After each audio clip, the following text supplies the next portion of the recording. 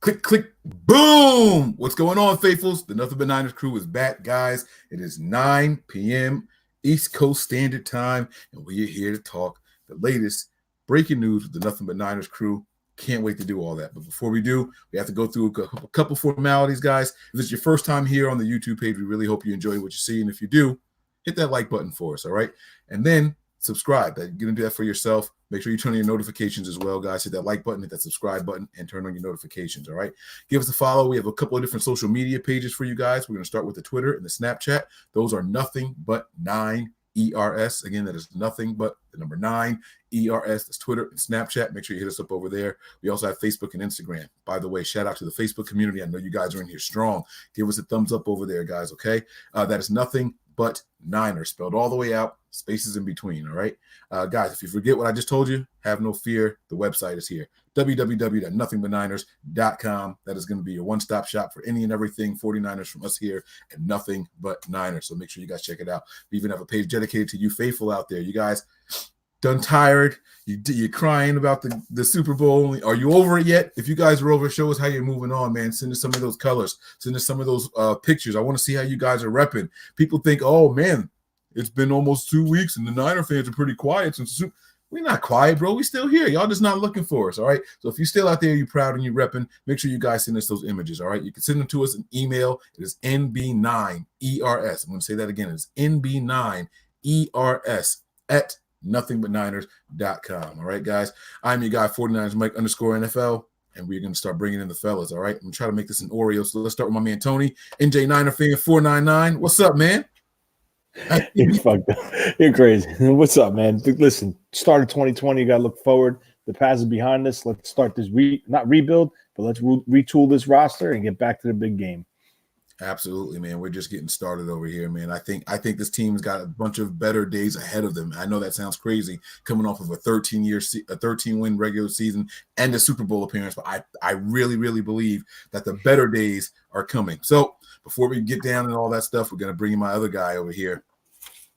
He's going to be the other cookie to your filling, and that is my guy, 49ers Breezy. Damn it, it's wrong. Hold on, wait. I got to bring y'all back in a different way. It was right. See? No, it's not right on my screen. That's fate. No, this is what it's supposed to be. That damn Oreo cookie. All right, man. What's good, boys? It's your boy Breezy, man. We are back. Yeah. Let's get this popping, baby. It's good to talk about 49ers, man. I have made my every intention to not watch football, and I decided to turn it on this morning, and it could not go 20 seconds without a motherfucking Chiefs commercial. You know what I'm saying? It had to be the 49ers. I'm like, God dang, I ain't watched it in 2 weeks, and the moment I turn it on to get on the treadmill, here we go. But it's good to talk about 49er football with my bros, man. It's good to be back. I've been under the weather, so if I cough every now and then, I'm trying to get it back, you know what I'm saying? But it's all good, man. It's good to be back, yo. Over there fighting that coronavirus, huh? I hear you, man. It's going around, bro. It's going around. Listen, that's the corona now, baby. Get some of that aerosol Lysol. Just take a quick like Banaka, knock it right out, man. You'll be all right. Don't worry about it, man. Don't do that, guys. This is just but he want me to do that. All right. He want me to do that. I am sorry. That was just a joke. Nobody go out there. Please don't spray any Banaka. Lysol in your mouth. I was just joking. Please, God. Last thing I want. Oh, my kid got sick. I'm just joking. Tony T, I see you out there. Mike said to spray some Lysol. Yeah, man.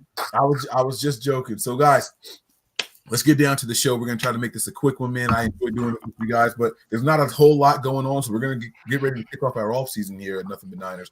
But we always start with the latest news, guys. So we mentioned the 49ers making a hire for the secondary coach already. We talked about that on the previous show, and that was Tony Oden. He is over from the Miami Dolphins, and he had a stint with Chris Kosurik over with the Lions. This guy has been around the league for a while. There's not much to add to that, but the Niners have signed a couple of players since then. So Tony has a breakdown on the latest guy that the Niners announced today. Let's talk about him and let's see if what we think about this young man. It's Ethan Westbrooks. He played with the Rams, the Raiders, Had a pretty productive career. I think he had 9 sacks. He's 6 years in the league. He was an undrafted free agent out of West Texas A&M, I believe. I remember him playing against the Niners in previous seasons, and he's one of those guys that's a tweener. For some reason, this team likes tweeners that could play end tackle. So it'll be interesting. Right now, he's on the 90-man roster officially, and we'll see as it gets closer. Preseason comes, he gets a couple reps in the preseason game, and see if he makes the final 53, pending on the offseason moves and free agency. Yeah. Wayne, did you have any thoughts on this young man or anything at all? I mean, this guy is there's a page with his stats up there, and they're actually not too shabby for someone who is not a starter. I'm not looking at his pro stats. I'm looking to see pretty much like where he came from, looking at his skill sets. I mean, his stats saying like he started 11 times in 67 games. He's got 79 tackles with 9 sacks, 3 passes defended, 1 forced fumble, and 1 fumble recovery return for a touchdown. He could be one of those juice guys that gets the defense flowing, that comes in off the bench and gets the defense flowing. You know how we need a ton of those guys. And guys, we know, like we always talk about the 49ers defense. I will no longer ever question what they do on defense. I'm just not going to do it. There's no point. There's no reason. We have surpassed what we have been. We have overcome what we have been. And if they go and sign a guy that's going to give the 49ers depth, he's 29 years old, by the way. If they go sign a guy who gives the 49ers depth, then so be it. They've been doing it all season due to injury, and let's see if this guy makes the 53-man roster. That's what it all comes down to. Guys, competition is key, man. When these guys come in, they're there for one reason. Everybody wants to make this team. There's not one person in the world that don't want to play for the 49ers right now. Not one. Not one. So when they come in and they get signed, or they happy-go-lucky, they're going to do what they got to do to make this team, man. Only the strong survive, man. Survival of the fit. Only the strong survive. Let's go. And another thing that we have to do as 49er fans, especially after what we just witnessed this past season, we have to stop assuming that people aren't going to be contributors on this roster. The Niners tested the very depths of the depth chart this season. So much so, after they ran through all 53, they had to go and pick up other people off the streets. We went through 53. We went through, listen to this, we went through 53 and we went through the 10 on the practice squad. And then more guys. To somebody else practice squad. We had to go get Zetto from a whole nother team. Exactly. So when we sit here and we talk about these guys that we're picking up, and we're sitting here like, man, this guy isn't going to be anybody. He's not going to contribute to the team or anything like that. That we can't just assume that anymore. We just can't. Now we know that some guys are going to come and go. And you look at my guy Demontre Moore, for example, right? We did the breaking news when we signed him. He was here for preseason and everything. He was one of the final cuts off of the 53. He didn't make it. And then the next thing you know, we're bringing him back just 2.5 months later, and he's contributing. He's not just out there he's contributing, you know. So these guys that we see, some of these 7th-round picks that we might pick up later on that people are expecting to get cut and all that, these guys may end up contributing. So it's important to know who they are, what they bring to the table. And like Tony said about him, man, this guy is a tweener. You know, he's a Solomon Thomas type body style. You know, we don't really know what we're going to get from this guy. That's whose job he might be taking, Mike. All right, keep. Hey, man, look, I'm telling you, man. Like, all right, this is what I've noticed from Kyle Shanahan after the Super Bowl. He's about to be 100% all business. He is about to have no, you know, that cool coach. Yeah, cool. It's all good. But he about to get down to business. This loss hurt more than the Atlanta Falcons loss. I guarantee you that. I can see it all in his face. I sat there and listened to the interview with him and Lil Wayne, and even Lil Wayne, who is damn near brain dead. He understood everything that Kyle Shanahan was saying. Sorry, Lil Wayne. You are no old bar tonight, bro. I am, man. It's been a minute. But I'm just saying, like, they had a conversation, and Lil Wayne was like, yo, I'd be scared to play against this guy. This dude, I tweeted out, this dude is going to try to average 40 points a night. I mean, on offense. I don't know. The defense might give you 20, but he's trying to go for 40. So if the 49ers start scoring 60 points, it's no holds barred. What Mike just said going into this next season, and they're going to put pieces that fit this team that are going to contribute. You said it. That is the key word. Notice when they got Zettel and they got these guys, they got guys that coaches were familiar with that they knew could give us something, some type of contribution coming in. Absolutely, man. Tony, we were talking off air before the show even. You and I were speaking about what this guy could mean. And you mentioned someone else who's a free agent. We're going to get to him later on, but I want you to keep that in the back of your mind, some guys that may be coming and going. Before we get to that, I know we touched on it before, but just a reminder, the team also signed defensive lineman Alex Barrett, offensive lineman Jake Brendel, and offensive lineman Jared Jones-Smith this season. Do you guys have any takes on those guys? And if not, we're going to keep this thing moving here to other NFL rumors that could affect the 49ers. Bendel's an interesting guy. He was in Denver, Miami.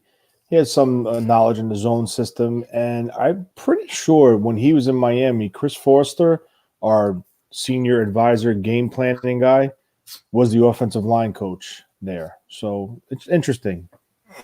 Yeah, once again, these are guys that are connected to a coach here. These are guys that are like, I'm going to say handcrafted. They're handpicked to try to make this team. They're pieces that coaches are familiar with that they feel can help contribute to this team. That's what these guys are. Even if these guys don't end up making the final 53 or even our practice squad, what they bring to the table is system familiarity. Mm-hmm. That means that the learning curve is even it just drastically changes everything. Imagine them bringing a bunch of rookies and undrafted free agents, right? And everybody, even the veterans you brought in, have never played in the system, right? Everybody on level playing ground. Now, all of a sudden, instead of that being the case, you have these guys who know the system. They're going to be showing these young guys, hey, this is how it's done. You might be stronger than me. You might be faster than me, but I've got the veteran experience. I know what to do. It forces the young guys that they brought in, the undrafted free agents and the rookies, to have to step up to at least be on their level. You know, like you said, the competition breeds success. That's what it's all about. And so I really like what this team is doing. I was not a proponent of it in the very beginning. I hated all the familiarity hires. I couldn't stand it. You guys know how I felt about the tight end that we brought in and Paulson. I just hated all of that. That first year, that first offseason, that was tough, man. 16 free agents that the team brought in. I didn't understand that familiarity thing either. I thought they should have been bringing in players that would make the team better, but I forgot that Kyle was changing the system. He was changing the language, the culture, the system, and he needed guys. Even the Brian Hoyer signing, it didn't make sense, but he needed a guy that he knew was going to be familiar with the system to breed some. You gotta build the foundation. So at least get the foundation set. Because now we're playing with pieces that weren't high draft picks that are, oh my God, they're like fucking amazing. We want to sign everybody back to this team. So it makes sense what those guys were doing. Yes, sir. Yes, sir. Tony, any thoughts? No, I agree. I pretty much agree. Basically, that first year when they came in, it was all coaches on the field. That's what they did to help install this system. That's all that was. Oh yeah, bro. Good job. Yeah, I agree. All right, so let's talk about some rumors that you guys may have heard throughout the week since the last time we did a show. A big one that's going around today, I guess we'll start with this one, is that the Falcons may be looking to release or cut Devontae Freeman. Oh, we going straight to rumors. Okay. All right, so we're going to start with the rumors, and then we'll get to the meat and potatoes of this episode. But the rumors, man. So, fellas, we don't know if it's going to be true, but we're here to discuss it anyway, okay? We know it's about to be true. Let's just get to it. Are you guys interested in bringing him in if he is released? Why not? We talk about familiarity. We talk about familiar guys with the system.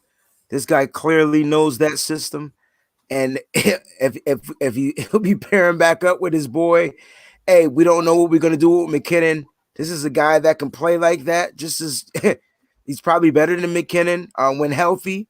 He might not be as fast as the Jet.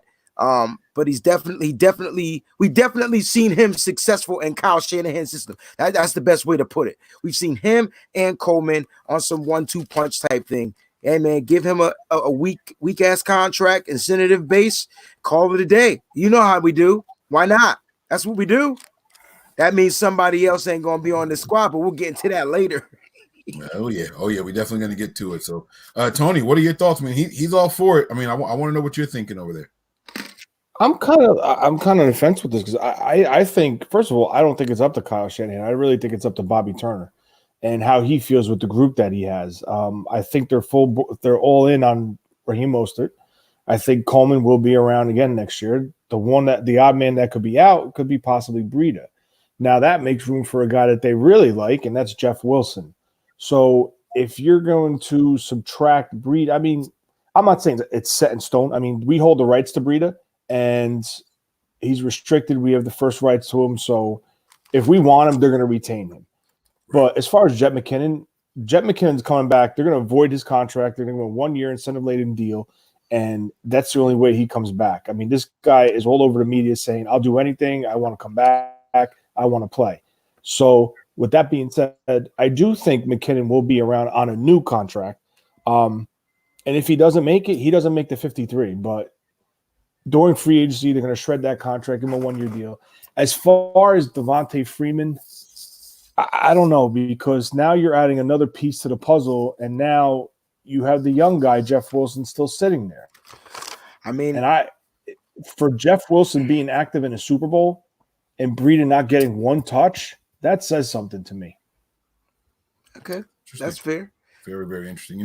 I was thinking about this whole Freeman thing, and I'll be honest with you guys, man. The 49ers free agents at the running back position have not excited me. I know everybody was excited about Coleman, and I was just like, it is what it is, whatever. McKinnon, I did not like from the beginning. And I do agree with you, Tony, that he is going to be back. He kind of took any kind of what's the word? Any kind of leverage that he may have had. Yeah, he took it away and threw it out the window. He threw that out. He was just running his mouth too much. I'm willing to do anything to play with this team again and prove myself. And all. Look. But you got to do that, Mike. No, he didn't have to do. I made a strong case for him, saying that I was here in practice and I earned my spot, and playing and practicing for you guys is how I got injured. Right? That has to hold some weight. That's all. That was the only leverage he had. Yeah. You know what? When other guys are getting better, and other guys are coming out and stepping out. I mean, we can't hold a spot due to an injury, bro. If you're all of a sudden, each one of you and everybody else in the world, we're all in on this Mostert guy, right? What's one thing that Mostert has produced over everybody else? He's hasn't been hurt, right? Right. So I mean, Tony says they want to be all in on Mostert. I mean, luckily he signed that contract he signed, so we can kind of like use him. But do we really want to put the workload on that guy? No. Like, we want to keep it spread out. If Freeman is available and Freeman could take a contract like that, you bring Jet back on some type of whatever. But there's no telling who's gonna make the squad. There's no. My one question with Freeman being on this team is. And we know Coleman's going to make the team. That's the Shanahan guy. Does Freeman get along with Coleman? That's the only thing I want to know about. Did they have some type of beef in Atlanta or whatever that made Coleman say, I'm out, deuces? Like, that's what I want to know about. Like, would he be okay in the locker room? Because other than that, when he's healthy, he's a top 10 running back in the league, bro. I mean, you would have to assume that they worked well together. I mean, that year that he was there with them, look, he had his only 1,000-yard season came with Kyle Shanahan. He had 2,000-yard rushing. I'm talking rushing, not total yards. Total yards. Yep, I got you, bro. Rushing. He had 11 touchdowns in both of those seasons, 11 rushing touchdowns. We don't have guys like that on this roster. Now, he was also healthy. He was healthy. So. These are the kind of things that I look at. He's not a 7-yard per carry type of guy, but he's a 4 and a 4.8 yard carry type of guy in Shanahan's system. So it'll be interesting to see what they do. A lot of people think, because he's been in the league a long time, he's old. This guy is 27 years old right now. He'll be 28 by the time the season starts. His birthday's coming up next month. But he's not that old. That's not old in my eyes, that's not old for a running back. It's not old for a running back, and he also hasn't been able to play full seasons. You guys are sitting here talking about you want AJ Green, who can't get his ankle right, but you won't take a Freeman. And I get it. They play two different positions. But think about the sharing of the ball. I feel like Kyle Shanahan is breeding the running back position on his team to be healthy. Because I could go with Mostert that can get me 7 and 9. I could set you up with Coleman, and I could punch you in the face with this guy. I could use Wilson on the goal line if I need be, or catch a ball out of he's the tallest of the backs. Like there's so many leverage, and I get what you're saying, Tony. You want to use Wilson. I get it, but I think the fact that he's an exclusive restricted free agent helps us in the long run. For the simple fact that we could throw his bass back on the practice squad for one more year because he's not played a full amount of years in the league. That's why he's exclusive restricted, and we save money. And then we breed another one, and then that way one of them older running backs move their way out of the system, and then he comes in and fills in that role. Running back position in this offense is probably the number one most important position to set up everything else in this offense. Your running backs, from fullback to running backs. Then everything else trickles down the road. That's how it sets up the passing game, all that good stuff. That's just my opinion. That's how Kyle works. He likes to pass. He likes to use the formations. He likes to do so many things out of one formation, and he needs running backs that can get it done. Not saying that we're going to get this guy. I'm just saying if he comes available, don't be afraid if Kyle throws some stuff at Freeman, because that was his guy. That was one of the guys he liked to coach, that he made better. He made Freeman and Coleman better. It also has, if this does go down, it would have to absolutely be a team-friendly deal. He can't come in looking for money. Oh, it's not going to work out that way. Preach, bro. But here's the catch. I'm going to say it again. Players now want to play for the San Francisco 49ers. I'm going to leave it at that. Tony talked about that a lot during the playoff run, is that we're back to the days where people were saying, hey, but it's the Niners. I'll take a discount. It's a legacy. It's a standard that we have here, you know? But I'm going to start preaching. I don't want to do that. I will say this. My final thought on the Freeman thing is that he's not someone who like wows me, but if the team picked him up, I wouldn't be upset about it. I've learned to put my foot in my mouth with these guys. Coleman, as much as I wanted to give him crap, he had his moments in games, and he is steady Eddie. He's steady Eddie. You know, 1, 2, 3, 7. You know, 2, 3, 10. 2, 3, 12. So I've given up on criticizing these running backs, and I'm going to learn to trust Alex a little bit. And if, like I said, if they bring him in, it's cool. One more player that we're going to do this rumor thing here, and it's also from the Atlanta Falcons that they're talking about getting rid of, is their pass rusher and former first-round pick of Vic Beasley. Yeah, this is now they ran a similar system over there when he was there with Shanahan before, and the Dan Quinn as a head coach. I don't know what the hell Atlanta's doing, man. I'm all right. Let me start with this one. Let me start this one. I'm going to give it to you guys. I always disliked Vic Beasley. He had a half a good season or one good season, right? And I felt like his name was all I heard. And then when you go back and you look at him, there's nothing. I didn't see anything special about this guy. Okay. And so what I mean by that is, all right, I'm going to use Nick Bosa as an example. And no, I'm not comparing these two, but I'm going to talk about film, right? I didn't understand how people thought Nick Bosa was going to equate to a good NFL player based off of his college numbers. Mm-hmm. I didn't get it. But then when you put on the film and you look at the traits, you look at the hand, foot, and how they're how they are linked together, how every step that he took meant something, right? It was all in the film, bro. Right. When I look at Vic Beasley that way, I don't see it. I never saw it. I just didn't get it. I know he had that one really good year. And so I haven't gone back and looked to sit here and say that I've watched him the last 2 seasons would be a flat out lie.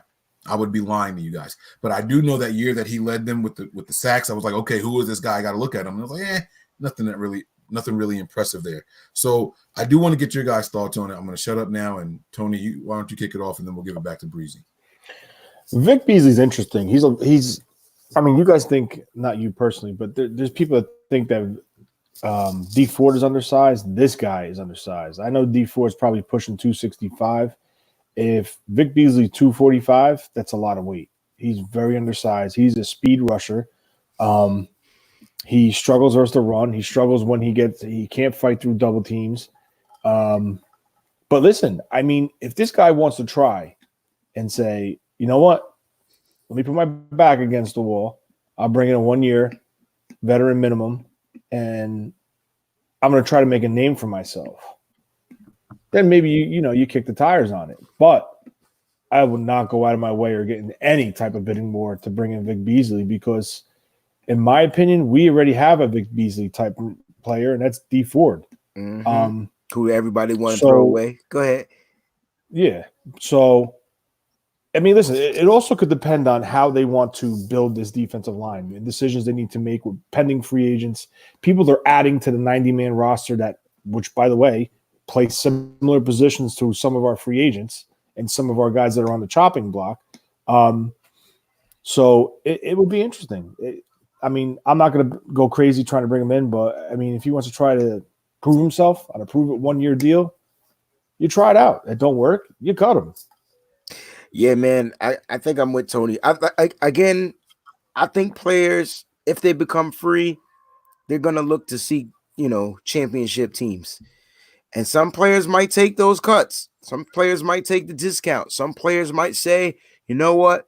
I want to be on winning pedigree. Vic Beasley got a taste to see what winning felt like and lost in the Super Bowl, right? If he comes to a team where the locker room is good, to a team where he's going to go out there and compete day in and day out, because cats won't play. There's cats on this 49ers team that want to play because you still got Ron. I mean, I know he's a free agent, but you still got guys that we might try. DeMontre Moore is going to make this team again. Like he going to make the 53 this time.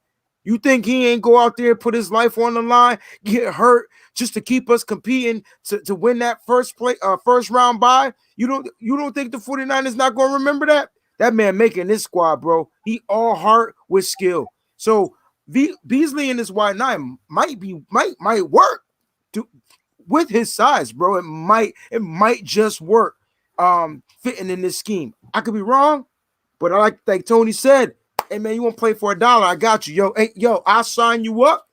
Sign him up. If you want to play for $1, I got you. Yeah, all right. I don't know, like that tickled me. But no, I get what you're saying. For the right price, anybody can come in and at least try to earn their spot. So we'll see what happens, man. We'll see. Those are the rumors that are out there. You know what I mean? Now, did I miss anything, fellas? Do we really want to talk about this Tom Brady? This is a Mike Florio PFT. I don't think it's much. Tom Brady will be a Patriot. All right, moving on. So let's get to these 49er free agents. I don't think he's going to be a Patriot, just so you know, though. I do, yo. I just think he's going to be a Patriot. At the end of the day, I think he's going to be a Patriot, man. As much as he might want to come home, I mean, he bought a house. He moved to Greenwich, guys. He's 45 minutes from me, which is 3 hours now from Boston. You know what I'm saying? Like, it's not like he 8 years away. He's just 3 hours now, opposed to being right around the corner. Maybe he needed a space break or something. Maybe he wanted to get on the road and drive up the East Coast. I don't know. I hear you. All right, so we do have to talk about the 49ers free agency. Now, guys, I know this is turning into draft season quickly, and everybody thinks to talk about the draft, right? So here at Nothing But Niners, we think it's a little irresponsible to just jump right into draft season. I'm going to explain to you why. We can sit here and do all the mock drafts that we want based off the current what are we at? 60-man roster right now, right? Yeah. But the truth of the matter is free agency comes before the draft. And even before free agency, teams are allowed to try to keep their guys before free agency officially starts. February 25th, baby. Right. Franchise tag.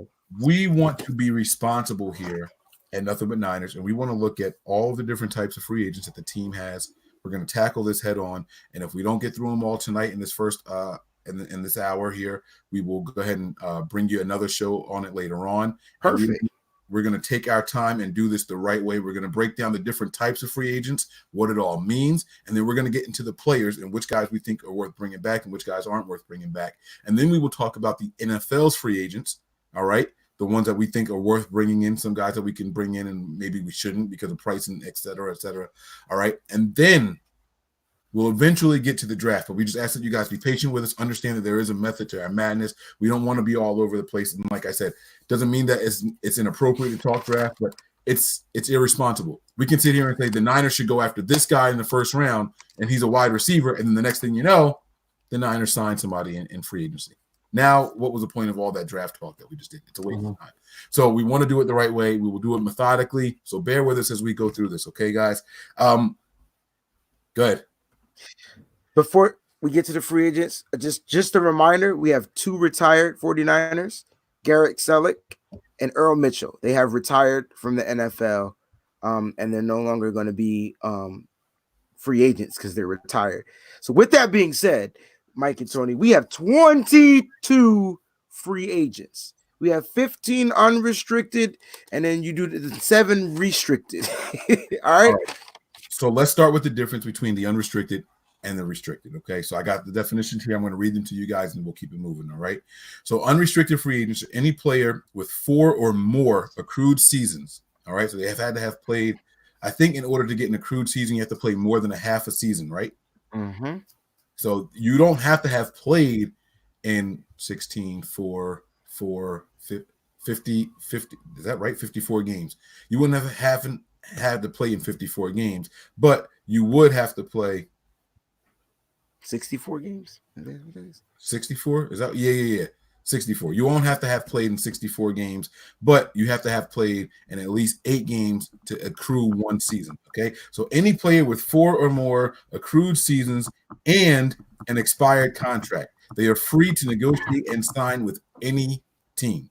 That's your unrestricted free agents. Okay. So if you guys are on websites and you see UFA, that's what that means. The RFA is something a little different. That's your restricted free agent. That is a player with 3 accrued seasons and an expired contract. These are going to be your guys that are undrafted free agents like your Kendrick Bournes and your Matt Breeders. These guys weren't drafted. They didn't get 4-year deals.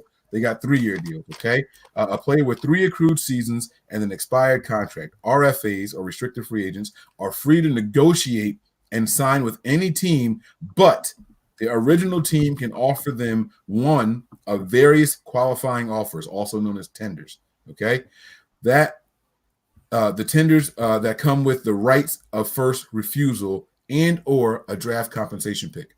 So what this means is, let's use Kendrick Bourne for example. He's going to be probably our biggest unrestricted. Our restricted free agent, our biggest restricted free agent. Okay, if Kendrick Bourne wants to go out and negotiate, and the Patriots say, "Hey, we want to give you a deal," the 49ers don't have to let him go. They can say, we're going to match that deal. You're sticking with us, buddy. All right. But they have to make him the right tender, though. So they have to give him that $3-something million tender because he's going to get the second round tender, I believe. That's what I read. He has to get at least that. You know what I'm saying? They can't give him less than that. Yeah, there's certain stipulations with it. When they put the tender on him, the team can either match that or they get that compensation and draft pick. It's almost like trading. Exactly.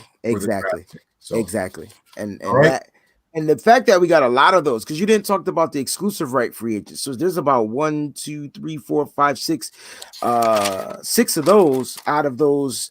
Hold on, did I do that right? 1, 2, 3, 4, 5. Yep. There's 6 exclusive right free agents, which means they only play 2 seasons and not the 3. So they get less money. So they'll get maybe like the $1-something million tender right. on, and what on they them. are. Go ahead. No, you got it. Explain it.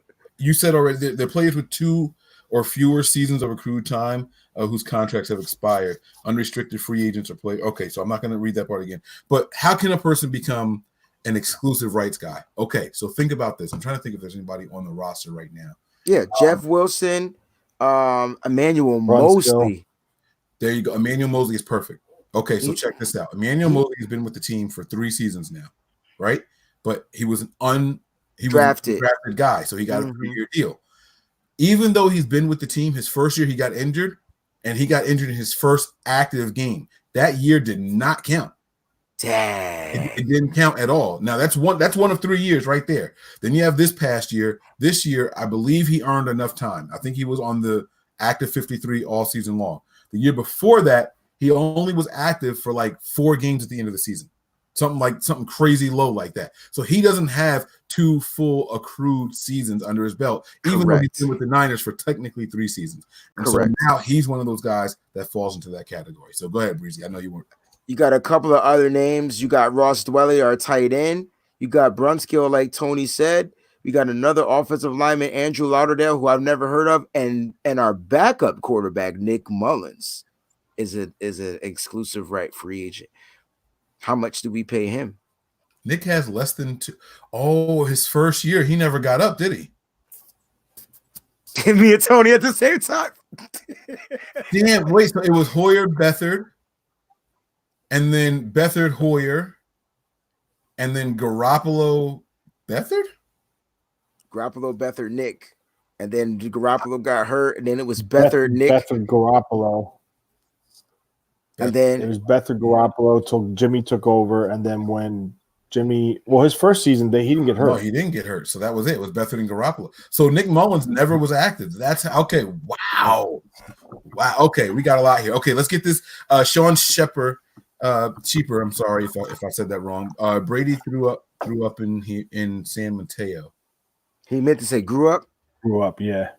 Stay gone, bro. He probably threw up there too when he used to play football. But yeah, he grew up in San Mateo. Thanks for the contribution, bro. Appreciate you, man.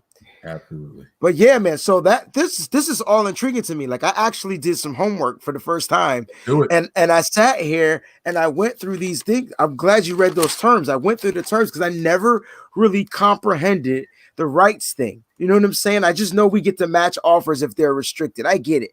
I didn't realize that there was a tender fee to that. And if we don't match the offer for the team that buys him, his rights, we get a motherfucking draft pick. This might be draft pick central. They're going to be what? 5th, 6th, 7th round picks, right? I don't know what the picks are going to be, right? I don't know. You know, Tony? They're usually low. Okay, but still, like these are picks, and we need picks. So, man, like just going through the restricted free agents, like who was our backup? Ross Dwelly was the backup tight end. I thought there was Ross Dwelly. It was Toyolo and Dwelly. He played fullback and tight end. Remember when Juice was out, Ross Dwelly was the guy that went in also, remember?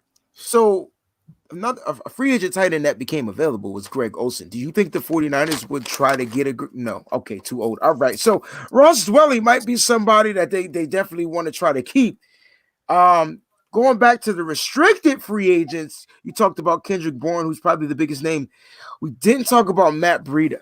And I know Tony wants to talk about Matt Breida, so why don't we let Tony talk about Matt Breida? What section are we starting with? We're on the restricted. Okay. We're going backwards. All right. So, listen, Matt Breida had a phenomenal year in 18, going into 19. I don't know what – I mean, he started okay, and then he just kind of disappeared. He had a couple fumbles in the latter part of the season. I think he was inactive one game. He didn't really get no carries except for maybe one or two when I think Coleman went out with the injury to his shoulder. He came in. But I think I see one of two things happening. I think it could possibly be they didn't want to build his value and try to get him back cheap, or they just don't have confidence in him because of his ball security and his injury problems. And it's not a knock against Matt Breida. I like him as a person. I think he's a very talented guy. He's fast as shit. But I think Bobby Turner and Kyle have their core. I like the way he curses. What? The way you say your bad words are so cool. Like they just come out nice and smooth. Mine all animated. Yours is smooth. So I think Bobby Turner and Kyle have their core in place for the running backs. For those that don't know who Bobby Turner is, can you please talk about Bobby Turner? Because Bobby Turner he plays the intricate role with these running backs. Yeah, Bobby Turner has been an assistant coach for the Shanahan's probably shit. It was before the Redskin days. I think he might have been with Mike Shanahan in Oakland. But yeah, he's a running coach in Oakland. He's a running backs coach. Yeah, he's their running backs coach. He's a very well respected. He replaced Tom Rathman when Shanahan came over here, and Shanahan tried to keep Tom Rathman on the staff, but Rathman wanted to be the running back coach, and Bobby Turner's our running back coach. He is a well-respected guy. He knows his thing, and he, believe it or not, controls the rotations in the game. So Kyle has a lot of trust in him. But as far as Breida, good. I was just gonna say he's so good at his job. He has been offered other positions and says, "No, this is what I want to do." He's wow. Yeah, no, they offer him coordinator jobs. Yeah, and he's not interested in them. Wow, pretty cool. Committed to the craft. So, sorry. I'm really not sure about Breida in the future, going forward for the future of the 49ers. I mean, it would be if it's hard to pass on a guy like Breida with so much talent, right? He definitely has speed. He has talent. He struggled with injuries, which probably struggled with his mental, which may cause struggle with fumbles. And these weren't like fumbles where, hey, I'm gonna get rocked and the ball's gonna pop out. These were just like not protecting the ball, going down to the ground type fumbles, like just like mental fumbles, things that could probably be fixed. The question is he worth $3 million? Because he was undrafted, he too will get that second round tender. I'm trying to understand what the round and the tender mean. Does that mean if we don't match the contract, we get a second round pick? Like that's what I'm trying to figure out. Here's the when they tender them, the higher they are, it makes it more unlikely they leave because teams don't want to cough up a second round pick. That's what that means. I knew it. I told you. That's what they're really, unless they're really sold on them. So you'll see guys get tendered at 5, 6, 4, 3, 2. So Kendrick Bourne and Matt Breida will be second round tenders, bro. I think that's what I read. That's what I read. Kendrick that Bourne hands down will be a second round tender. But I'm not sure about Breida. Okay, I'm really not, because of his injury and his lack of whatever. Okay, exactly. And that's what I read. I read that they more than likely will be second round tenders. But now I understand the round on the tender. See, you guys are dope. Let's talk about the differences a little bit more. So if we put a tender on a guy, can another team come in and offer him a contract? Yes. Yes. Or do they have to just give us that second round thing and then they negotiate their own contract afterwards? Because the Niners don't get the pick and the right to match the contract. They don't get both. They do what's called an offer sheet. So let's say the Jets, just for hypothetically, the Jets love Kendrick Bourne. They want him as a receiver. They need to add to their staff, whatever. So they signed Kendrick Bourne to a 5-year, $45 million offer sheet. That offer sheet goes to the 49ers. The 49ers have 5 days to say, yes, do I want to match this or not? If they say no, they decide to match it, Kendrick Bourne's a 49er. Correct. If they don't decide to match it, Kendrick Bourne goes to the Jets on the contract that they signed him to on the offer sheet, and the 49ers would get the pick as a compensation. That's how it works. So you can assign every single one of these guys a random round number, and the team just have to give it to you when they take them. Yes. But, I mean, they're only going to be the bigger guys. Like, he mean the bigger name guys. Are teams limited on how many tenders they can give out? You know how we can only use a certain amount of franchise tags? Are they limited on the amount of tenders that they can give out? You could tender all these guys, but the majority of them don't even get a compensation in return. But you can get Elijah Lee. Someone will sign Elijah Lee to an offer sheet. He's also restricted. Yep. 2 years, $10 million. The 49ers will get the chance to match it. If not, he goes. That's the way it works. And he's right, but I read that Elijah Lee probably won't get a tender, and he'll just get re-signed for like veterans minimum. Exactly. The tender, all that is just them trying to hold the rights if it's someone that they really want. Correct. Until they A, match an offer, or B, come up with an extension that they agree to with the player. Correct. Did not mean to interrupt. Proceed, fellas. We're talking about Breida. We're back on the Breida train. Yeah, I mean that's it. That's what it is. It's like you're bringing them back enough. Come on now. Breida has been with this team for 3 years. And he's only played in 13 games. Let's talk. Let's be real for a second. Now his 5.1 yards average per carry is impressive. It's for 13 games in 3 years, bro. It's the storyline, bro. It's like, oh man, this guy comes in, runs us for an 84-yard touchdown, gets hurt week 3, doesn't play anymore. All of a sudden he comes back. When he comes back, he fumbles the ball. Like, is he worth $3 million? Is he worth $4 million? Is he I gotta worth be honest with you, Wayne. I don't think he'll come near $3 million. I don't. Right, because what was he making? Correct. What was he making? Probably like $500,000 as an undrafted free agent, if that. Yeah.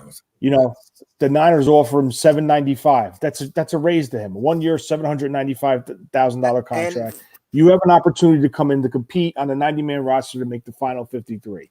I could see them doing a scenario like that, but then you got to worry about a team throwing money at him. But if a team throws money at him, that's when we get that tender. I think that the 49ers are I think the 49ers tender him for a fourth round pick. All right. You could see that. I think the 49ers tender Breida for a 4th round pick. If a team makes him an offer that's too rich for the 49ers blood, they will kindly let him go and take the 4th round pick. Because in the 4th round, there are running backs out there, there are wide receivers out there. There's guys that Kyle can draft with that 4th round pick. If the team is willing to give you a 4th round pick for Matt Breida, and I do think he is worth it, you take it. I'm taking it. You take it. You have to take it. This is a guy that Tony emphasized didn't get a touch in the Super Bowl that he was active in. They leapfrogged him and let Jeff Wilson get touches. You get your. That's concerning in my. That's the story that I'm talking about. That's what I mean. That means something. I mean, his snaps in the Super Bowl, he was the up back and pump. You get your 4th round. Yeah. Take it and you run. Run if a team is willing to give you that. A 5th round pick, you take it and run with, in my opinion. So yeah, I'm with it. And whether picks aside and all that stuff, should the 49ers offer him a contract? I just don't think they should. I mean, it's not beneficial to them. Yeah. Because you got Coleman, you got Mostert, you might want to see what you're going to get out of Jet. I mean, who would you want? Jet? Jeff Wilson can run routes. Nobody's talking about that. No. We did. Like that was the main thing I said about Wilson. I said he could get you on the goal line, or he's a big catching back. Yes. And you never know. They might use Jalen Hurd in the backfield. Who knows what's going to happen with this team going into next season? Go ahead, Tony. My bad. No, you're good. After you're done, I wanted to say something. So go ahead. You done? I'm good. Yeah. Like that. That's. I think the team's plan is to take Jet McKinnon and replace Breida. He's going to replace for Breida on the roster. Yeah. Because let's go back to day one when they signed him to that 4-year, $30 million deal. It was Jet McKinnon. Who was Matt Breida? It was this team. Yeah, it was McKinnon's team. It was for his running backs. The team paid him 2 years of salary. Nice salary, if I'll add. And he's coming back on a very team-friendly deal if he's on this roster. So I think his speed is going to replace Breida's speed. And McKinnon offers 10 times more out of the backfield as a receiver than Breida will ever. So I think that's what their thought process is. We can let Breida walk, and then we just insert McKinnon if the knee is healthy. Yeah, and I was going to say that I don't think McKinnon will ever average 5.1 yards a carry. Does he have to? No, that's the thing. I don't think he has to though. I think he'll be all right. I do think he'll be all right. And that's what I'm saying. And here's the question that you should ask yourself: who do you want, Breida or Mostert? Them the two guys that are most comparable at the running back positions. They both. Breida was averaging 8 yards a carry, right? They about just as fast. They both are unrestricted. They both are. I mean, well, now Mostert's under contract, but they both came in not unrestricted, undrafted. Those are the guys that. Who do you want? Who is more valuable to your team as a 49er? You already know the answer to that. Let's keep it moving. All right. So let's move to these unrestricted free agents. Wait. We got 2 more restricted free agents to discuss before. We just had just Elijah Lee, bro. That was it. And Kendrick Bourne. I thought you talked about Kendrick Bourne already. My bad. So we just moving on from Elijah Lee. Are we not going to waste time on that? I think he's going to come get cut and been re-signed to a veteran minimum for some team, and then we'll probably get him back at some point because he knows the system. That's just my opinion. I tell you what, I'd take him over Nzasha as a special teamer. Really? because I mean, listen, I don't want to go off topic, but I'm just gonna do this real quick. No, this is topic, bro. You got to look at something. This team hasn't been in this situation in a very long time. Where now the cap space is shrinking. Where we went into two seasons ago with 40, 60. So we're not at that anymore. Why? Because we're adding big players. Our draft picks are hitting. We have to extend them. So now it's a different mentality. So now you take Elijah Lee and Nzaucha. Nzaucha's salary cap. 1 second. I got it here. His base is 135. His cap hit. I think we would save 1.35 million if we release Nzaucha off this team. Okay, so now think about this. If you save 135 you can get the same type of player for 795 or 800,000. It's a savings. Is Elijah Lee younger too? Yes, Elijah Lee's a lot. I think the Zocha is like 29 years old. I think that's where you go. I think Lee is 27. I think that's where you go, bro. So let's face it, Zocha's never going to see play a as linebacker again. You're not going to see that. So I'd rather bring in a younger, faster, cheaper special teamer. Mark Nzaucha is 30 years old, and he will. Yeah, he's 30 years old. He just turned 30 in January. Well, you guys, you're forgetting about the guys that we're developing too, man. You forgetting about Shahiz Azir, whatever his name is. Like, he's going to be a problem on special teams probably next year as well. He's going to replace these guys. So if we could save on both. And Elijah Lee is only 24. 24, my fault. 27? No, 24. 24. So this is things that we have to take into consideration now, because now we don't have the luxury of just, we're going to keep him. We're going to play a special teamer 1.35 million. You got to take from here, give there. You heard Lynch say it. He goes, I got you. It's going to be a give and take. I got you, bro. So when we get further into this and breaking down the roster and who's going to be here, who do we don't think is going to be here, and break it down the numbers, you're going to see how this roster could be here and then just sway to here with new players. And you know what? I'm glad to be in this position, because I'd rather be in this position where we need to make serious decisions on your 2s and 3s rather than just pay somebody who's really a 3 of 1 money just to fill your roster.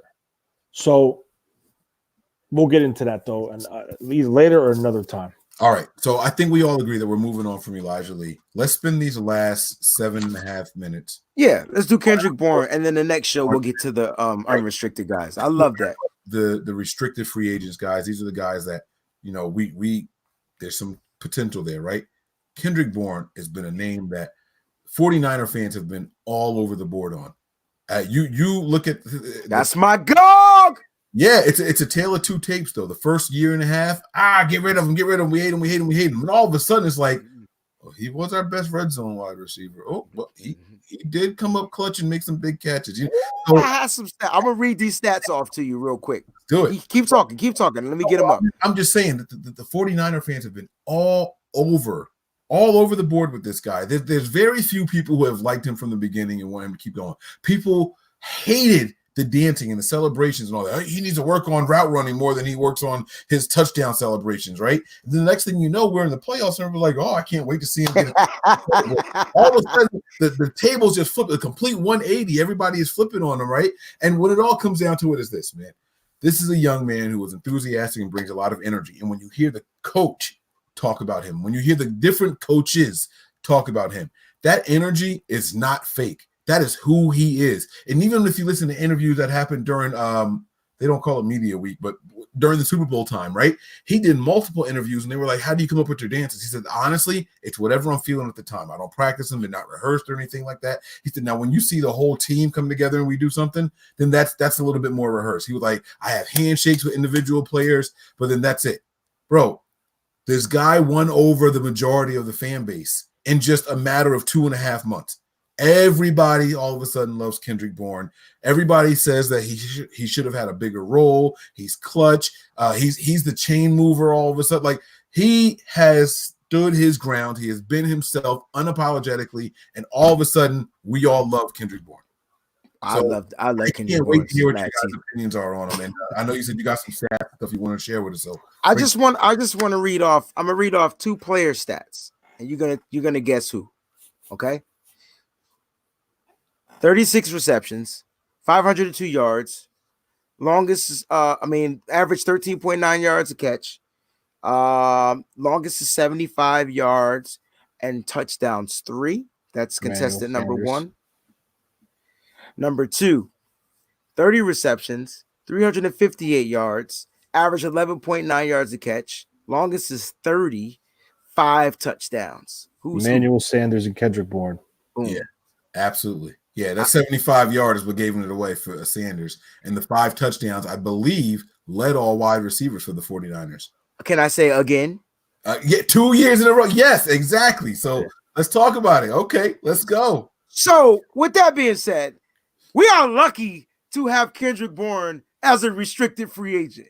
Can you tell me why we're lucky to have this guy as a restricted free agent? It plays in the 49ers' favor when it comes down to contract and tender love, love so tender. My bad. It plays in our favor, bro. Ain't they from New Jersey? Now listen, I'm trying to tell you the fact that this dude, when I mean lucky, George, you got to understand that he's not going to cost us a lot of money. I was about to say 2, but 2, we own his rights and we can match the offer. So if a team wants to throw out $15 million for Kendrick Bourne and we put the second round tender on him, either way, we lose Bourne, we get a second round pick. They go, y'all receiver that y'all been wanting. There's some receivers in this draft, dog, but we ain't gonna talk about draft yet. I'm just saying it's a win-win. Would I love Kendrick Bourne to be a 49er? Absolutely. Do I think the 49ers wait to see what the offers? Absolutely, because they're going it's business. You don't think so, Mike? I'm not letting you slide. I haven't gotten to what I think yet. Oh, my bad. Do you want him? Absolutely. Right now, I need me some Bourne, baby. I need Bourne. Bourne not only leads the team in touchdown passes, this dude brings life to this wide receiver core. Now, with that being said, that does not mean he's the best wide receiver on the team. Just because he leads us in touchdown passes, that does not make him the best. There's a reason why I'm a big advocate and one of our unrestricted free agents, but we won't talk about him tonight. But it's something about his personality, guys. And you guys can yell at him for dancing all you want, but man, that boy brings fun to this receiving core. And if they're not out there having fun, then they won't be much of a receiving core. He's tough. He goes across the middle. So fucking what? He's still running wrong routes. He young. He gonna learn these routes. You need veterans that to help these young guys learn these routes. He will learn them. Yeah, he ran 3 routes wrong in the Super Bowl. I get it. We mad. I got it. Okay, I get you. He didn't run through. Never mind. Tony, go ahead. Let's get your thoughts on Kendrick Bourne. I gotta shut it up so fast. I can't stand people just say random stuff. He ran. Nah, man, that's just what I read, bro. You know me. I'm going on. I know. I'm saying like it's just. All right, go ahead, Tony. What are your thoughts on Kendrick Bourne? First, start with if you're the GM, are you bringing him back? Yes or no? And then go ahead and expound on it. Yeah, I'm going to bring him back. I'm going to bring him back on a 1-year deal, tender him, make his salary maybe like, maybe $3 million, 2.5, $3 million. But I'm going to keep the second round pick on him to try to defer teams from trying to come take him and sign him. Because the team has the right to tender him right off the bat, and then the other team could come in with an offer sheet. And 9 out of 10 times, that tender, you keep that player for that 1 year. But what I just talked about previously is where the team needs to make decisions with money and contracts and players. The one individual I'm talking about is an unrestricted free agent. I love him. I would love to see him come back, but because we've been so successful in the draft and we need to spend big money on our draft picks, the question is, can we do this? And is it a smart thing to do? And this is where I think the team is going to observe free agency, see the market, and make a real decision on him.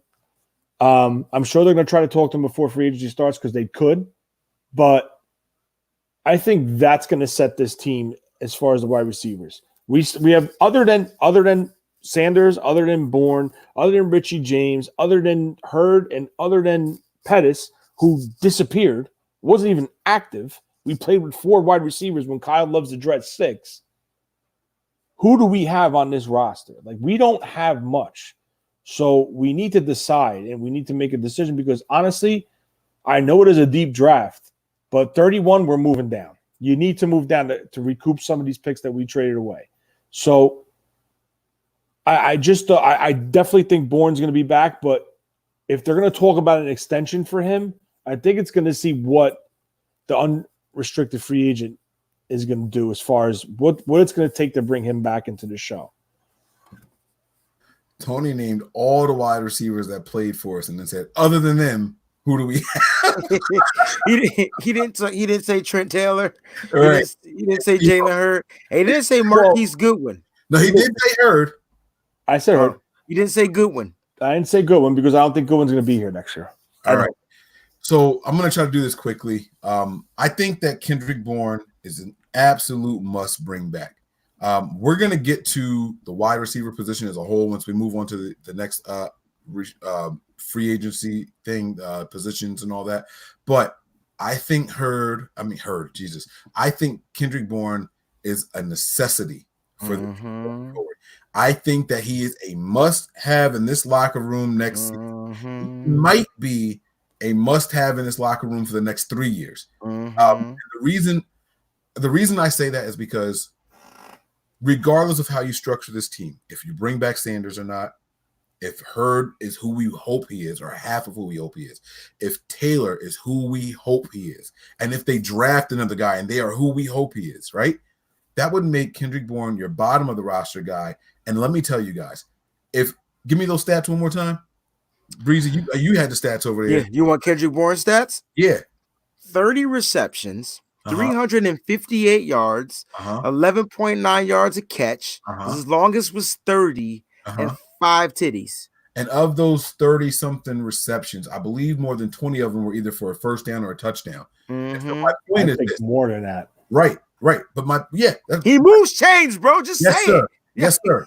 My point is, if that is your worst receiver, you got a problem in Houston. I mean, come on, bro. That's the guy. That's what I'm saying. If that's the bottom of the barrel, because I expect Hurd to outperform him. I expect, based off of what y'all telling me, I expect Taylor to outperform him. I expect Debo to outperform him.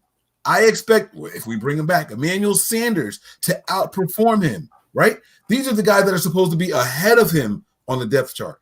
If he is the worst that we can do, he is a damn good worst. That's all I'm saying. And so I think that he's definitely necessary next season, no matter how you spin it. He is definitely necessary. I think he might be necessary for 3 seasons after this. And so I do think that we should bring him back. Go ahead, Tony. I see you. And the reason why I said 1 year, because I definitely want him back 100%. It's just how they're going to bring him back, the type of money, the type of contract and commitment they're going to give him, because it's all pending off of everything. I know someone said in the chat that, he didn't say Debo. Debo's a fixture as a 1 in our offense, in my opinion. He is their number 1 target, number 1 wide receiver. All those other guys I mentioned, you don't know. You don't know how Hurd's going to come back, if his back can make it. You don't know, Tony. Taylor. Finally, somebody's saying you don't know Taylor his foot is still in the boot. His foot's still in the boot. Did you guys see that today? Whose foot is in the boot? Trent Taylor. With a picture of him on vacation. I thought he was swimming in the water. Bro, his foot. I gotta tell you guys something. I'll tell you after the show about that picture. But that wasn't the same thing, because if you look at the one where he's laying on the boat, he's got a beard. If you look at the one where he's with his shirt off, he doesn't have a beard. That's two different times. Look at it. But so there's a lot of question marks with our wide receiver group. Pettis disappeared. Richie James is a kick returner, has done nothing as a wide receiver. He came on strong in the beginning of the season, had that 30-yard touchdown catch, and then after that, it's gone. Another undrafted guy, guys. Huh? Richie James, another undrafted guy. Was he No, like a seventh round pick? He was a 7th round pick. Gotcha. So there's really a lot of instability with this wide receiver core. That's why I think this team is really going to try to bring back Emmanuel Sanders, because it's a coincidence. Once he came into this team, what happened to that offense? What happened to that passing game? The dog came.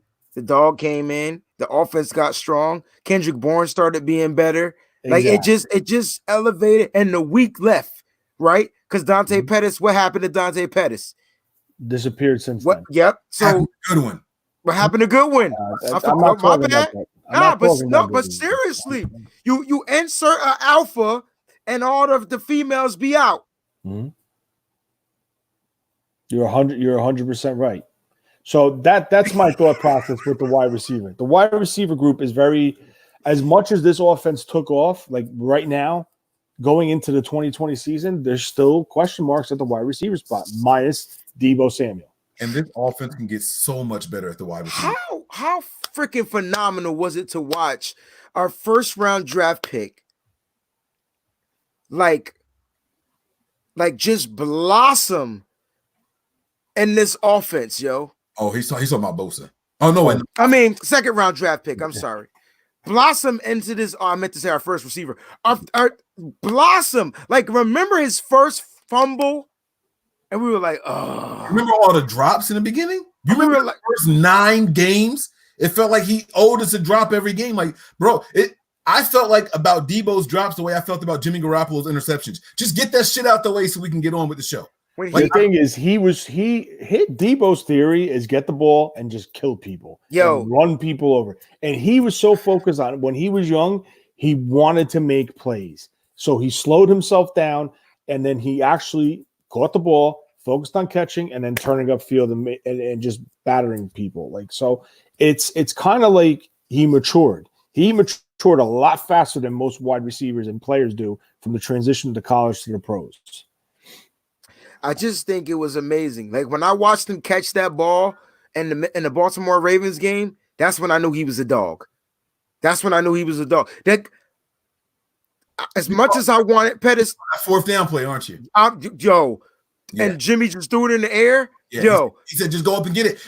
I want to see more. I want to see more of just, hey, your guy versus my guy. Let me see who's going to come down with this ball. I want more of that from Jimmy Garoppolo next. But I'm getting it. Okay, I'm sorry. I'm getting away from it. Let's wrap this up. Go ahead, fellas. I'm sorry. Yeah.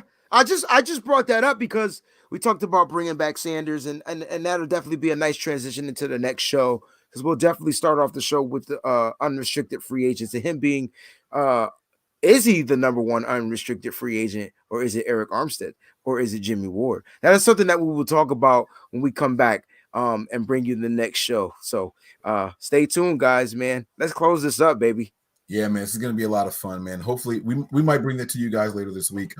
I told you guys, if we're ready, if someone else can host, I'll be joining from poolside. I'm off for the rest of the week. Oh. My Valentine's Day weekend starts now. It nice. I'm going to go get a refill in this drink. It's looking good, man. So thank everybody for checking us out here tonight, man.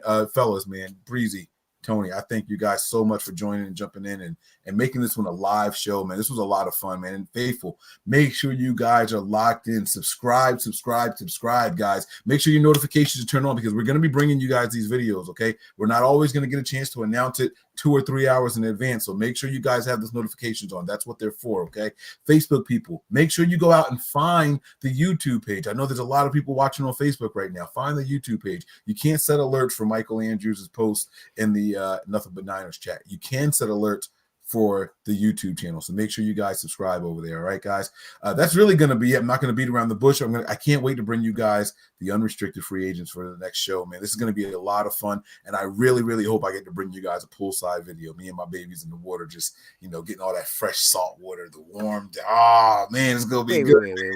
Wait. You at the poolside getting salt water? What the fuck? Yeah, you got to go to one of the resorts with the nice saltwater pools. Now, they doing that, bro. It's a thing. You ever been in one of them yet? Oh, nah. Man, it's good for the skin, baby. Oh, it is good for the skin. Exfoliate skin. I got you, bro. Oh yeah, I can't wait, man. So that's how I'm going to be spending my weekend. So hopefully, I can get to join you guys for that, man. But if not, we'll be right back next week then. But we'll see what happens, guys. That's why you have to make sure you're locked in. All right, guys. Let's wrap it up, fellas. Any final words from either one of you? Hey, man, I'm just like, stay tuned, man. It's going to be a lot of stuff coming out, man. You're going to see 49ers crunching numbers. What is it? Franchise tag season is 2 weeks away. So just be prepared. Stuff is going to go down, man. Yes, sir. Just be on the lookout for breaking news. Just because it's not officially free agency doesn't mean we can't start signing extensions. So just keep your eyes out for that. And I mean, listen, it's going to be interesting. You might not like what you're going to hear during our little free agency preview leading into the draft with a couple names. But I mean, remember, guys, we're in a different position than we were 3 years ago. This team, this roster stacked, and they're going to have to be some crucial decisions to be made. So we'll talk about it when we get there, and we'll see how it rolls out. Yeah, it's time to see how good Parag Marathe really, really is, guys. And so, a lot of times he's been getting the benefit of the doubt. He's a genius. He's a whiz. He's never had to keep or retain more than 4 guys in one season. He's never had to go out and get 3 of the top free agents at their respective positions in one season. It's time. You're right, bro. But I will give him some credit, Mike. He definitely got Quan to reconstruct that contract, bro. Oh, for sure. That's a good start, baby. That's right. Yeah, right. And before we jump off, that's another thing. Like the culture. Everyone's buying in. Everyone wants to be there. So, I mean, look at Weston Richburg. He restructured. Quan restructured. D Ford could come to them and say, listen, I want to restructure. I want to help. Jimmy could say, I want to help. And you know why these guys don't mind restructuring? A lot of people think that when you restructure, it's less money. They get more money up front. Yes. Given to them, boom. They don't mind doing that. Like Quan's thing, the team added 2 voidable years at the back end of the contract. So basically what that did was they gave them their money, they lowered their cap, and the last 2 years, it's done. So Quan Alexander is only going to be a 49 for 3 years. He played his first year, second, third, fourth, and then those 2 years are voidable. So unless he produces and they extend his contract. I think Prague can handle this because if you look at the way he structured these deals, some of these guys are basically a bunch of 1-year deals. So, he's a numbers man. I know you guys want to go, so I'm going to shut up. No, it's all good, man. Just for point of reference, those 2 phantom years that you're talking about with Quan is very similar to what the team did with Anquan Bolden. So if you guys are interested in looking at the structure of that, go and pull those up. Go to spotrac.com, SPOTRAC.com, and look at Anquan Bolden's last contract. You'll see exactly what I'm talking about there. And that's it. As far as my final thoughts, man, I'm excited about the off season. The regular season didn't end the way we wanted to, but we are on the bigger and better. We're going to continue to keep pushing forward.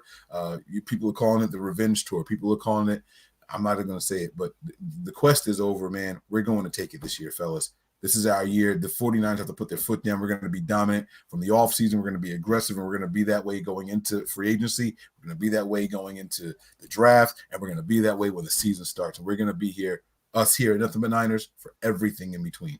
So that's going to be it for us, man. Let's get up out of here, fellas. I'm looking forward to working with you guys soon. Prepare for glory. Anticipate pain, but always remain faithful.